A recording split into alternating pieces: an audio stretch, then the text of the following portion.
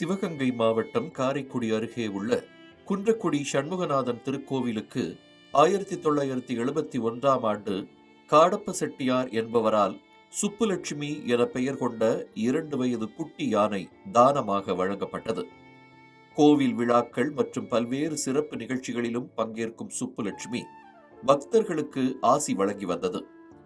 கோவிலுக்கு செல்லும் பக்தர்கள் அனைவரும் முருகனை வணங்கிவிட்டு சுப்புலட்சுமியிடம் ஆசீர்வாதம் பெறுவது வழக்கமாக இருந்து வந்திருக்கிறது.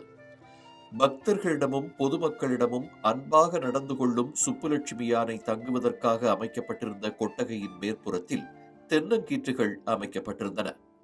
இரவு நேரத்தில் கொட்டகையில் வைக்கப்பட்டிருந்த விளக்கிலிருந்து பரவிய தீ கொட்டகை முழுவதும் பரவியதால் சுப்புலட்சுமி யானை உடல் கருகி உயிரிழந்தது.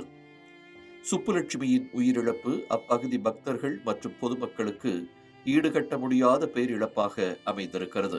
ஸ்ரீ சண்முகநாதர் சன்னதியில் இருந்த கோயில் யானை சுப்புலட்சுமி நேற்று தவறிவிட்டது.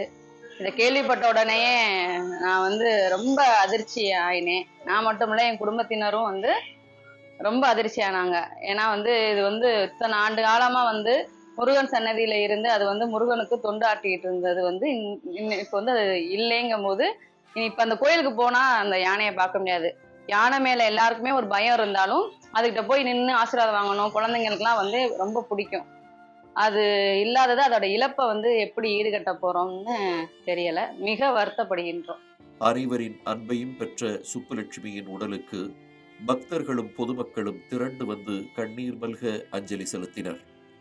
குன்றக்குடி பொன்னம்பலம் அடிகள் தலைமையில் கோவில் நிர்வாகத்தினர் சிறப்பு பூஜைகள் நடத்திய பின்பு ஊர்வலமாக எடுத்துச் செல்லப்பட்ட சுப்புலட்சுமி யானை ஊராட்சிக்கு சொந்தமான இடத்தில் நல்லடக்கம் செய்யப்பட்டது.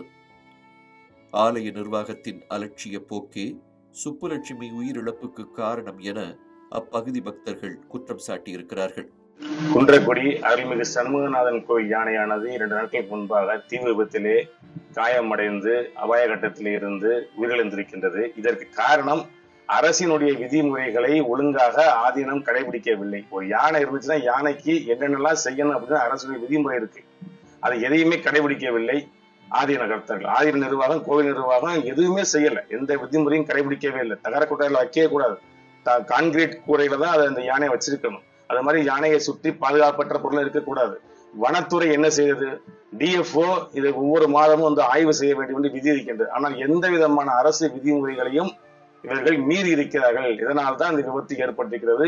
முருகன் சன்னதிக்கு வரும்போதெல்லாம் கண்ணெதிரே நின்ற சுப்புலட்சுமி யானை இனி இல்லை என்பதை அப்பகுதி மக்களாலும் பக்தர்களாலும் ஏற்றுக்கொள்ள முடியாத அளவிற்கு துயரத்தை ஏற்படுத்தியிருக்கிறது.